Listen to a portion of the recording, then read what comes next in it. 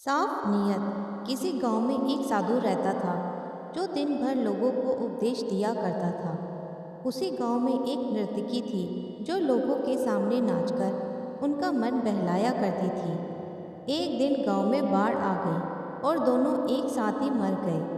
मरने के बाद जब ये दोनों यमलोक पहुँचे तो इनके कर्मों का और उनके पीछे छिपी भावनाओं के आधार पर उन्हें स्वर्ग या नर्क दिए जाने की बात कही गई। साधु खुद को स्वर्ग मिलने को लेकर पूरा आश्वस्त था। वहीं नर्तकी अपने मन में ऐसा कुछ भी विचार नहीं कर रही थी। नर्तकी को सिर्फ फैसले का इंतजार था। तभी घोषणा हुई कि साधु को नरक और नर्तकी को स्वर्ग दिया जाता है।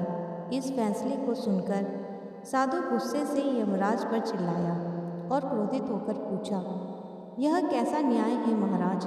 मैं जीवन भर लोगों को उपदेश देता रहा और मुझे नरक नसीब हुआ, जबकि यह स्त्री जीवन भर लोगों को रिझाने के लिए नाचती रही और इसे स्वर्ग दिया जा रहा है। ऐसा क्यों?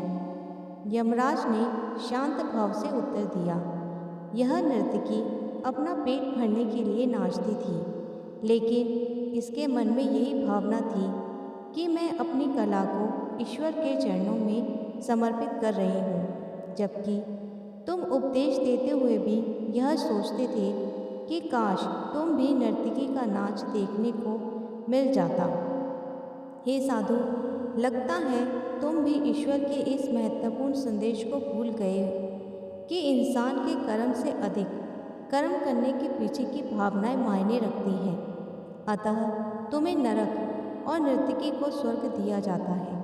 ऐसे ही हम भी कोई भी काम करें, उसे करने के पीछे की नीयत साफ होनी चाहिए, नहीं तो दिखने में सही लगने वाला काम भी हमें पुण्य की जगह पाप का भागी बना देंगे। इसलिए हमेशा कोशिश करो कि कोई भी काम करो उसके पीछे की भावना सही हो।